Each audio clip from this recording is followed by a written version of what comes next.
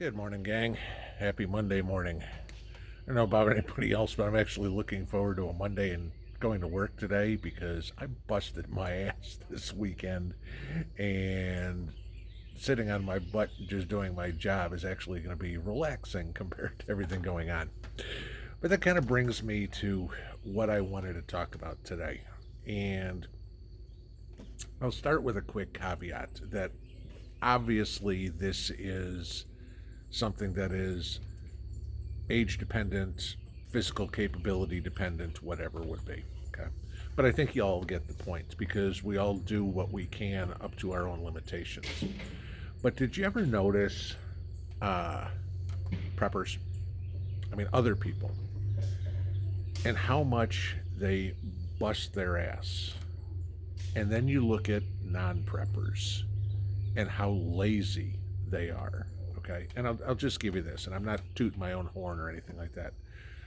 But in the process of this weekend, Mrs. P and I built another trellis for the cucumbers, planted the squash, planted the celery, uh, edged out a 60-foot garden, flower garden for her, had to till all that, weeded the potato bed, weeded the uh,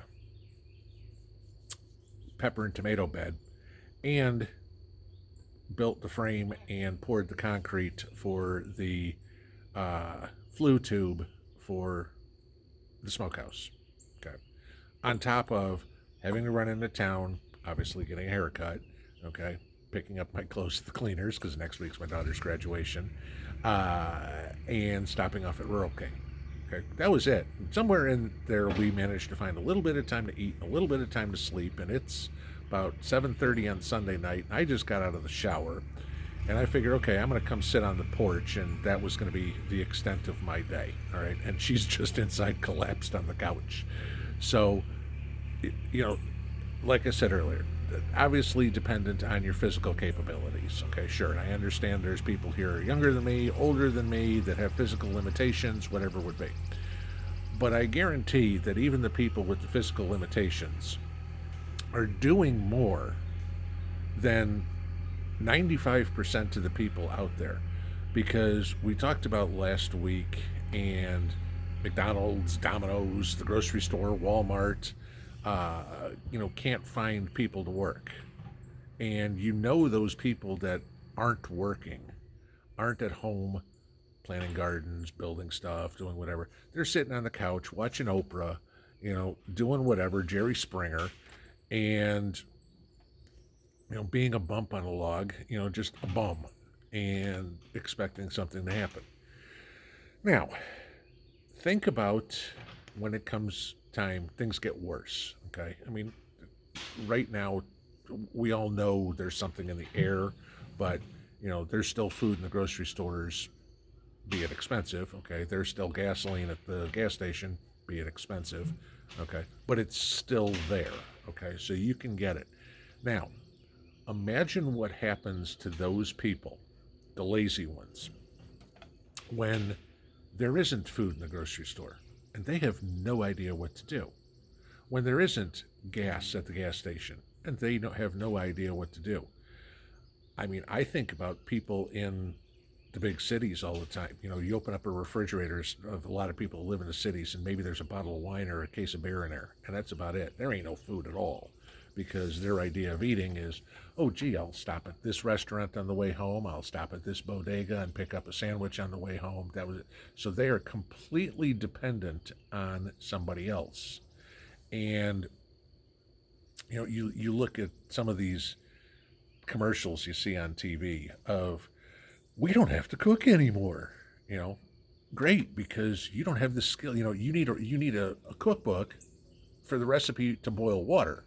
Uh, you have no skills in it. Those people will die within a week. Okay, because they're either going to start starving to death, or they're going to do something stupid to get food, and it ain't going to be pretty how it ends. Okay, because like most of you, sorry, you ain't coming here and stealing food from me. That's just not going to happen. So, I go into the work ethic that Americans used to have the greatest work ethic of anybody. Okay, I mean, of anywhere in the world. I mean, you pull up anything. Americans leave vacation days on the books every year. Don't take their vacation. When we go on vacation, we take our phone and our computer with us, and we work. You may be sitting by the pool somewhere, sitting on a beach, but you got your computer and you're on the phone. You're still working. Okay.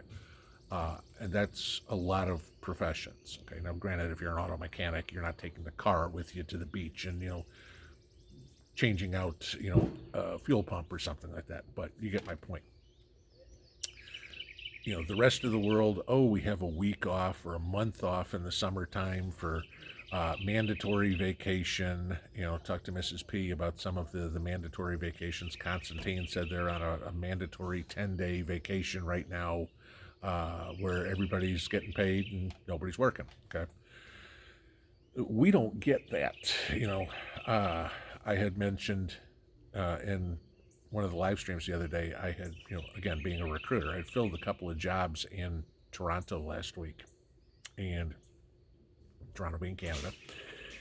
And the sticking point for both of these people, relatively young, I'd say they both were around 30, okay, IT jobs.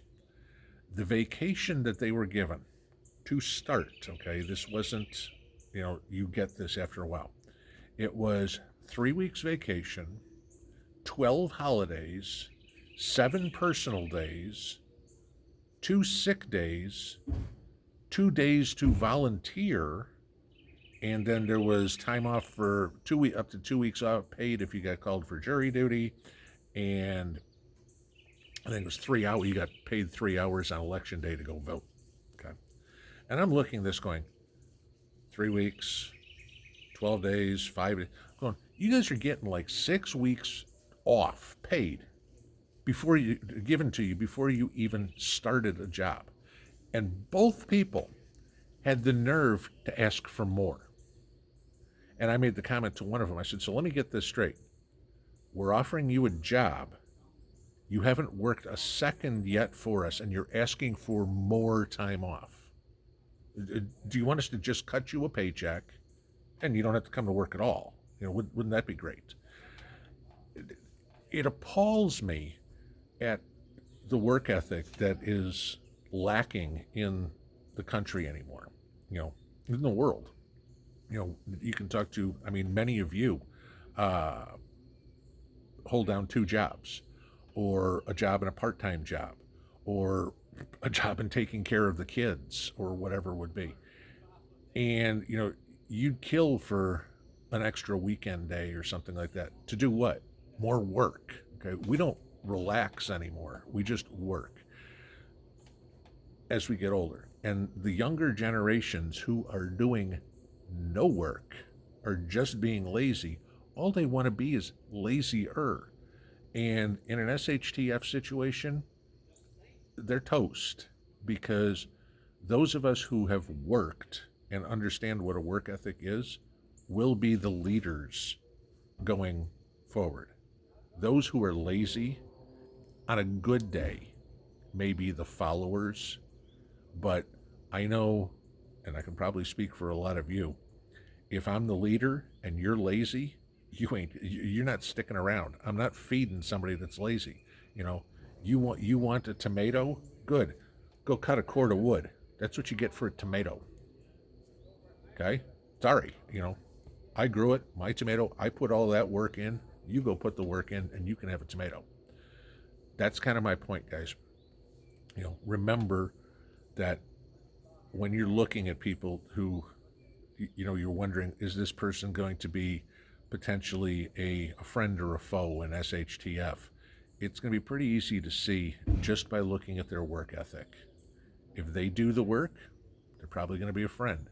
If they're the type that does nothing, wants to sit around drinking beer and getting fat all day, no, they're probably going to be on the foe side. So that's how you can pretty much tell who's going to be on your side, who's going to be the enemy and who's not. So just wanted to share my thoughts there a little bit on a work ethic today. And now that we all get to go back to work today on Monday, have a good one, guys. Pinball out.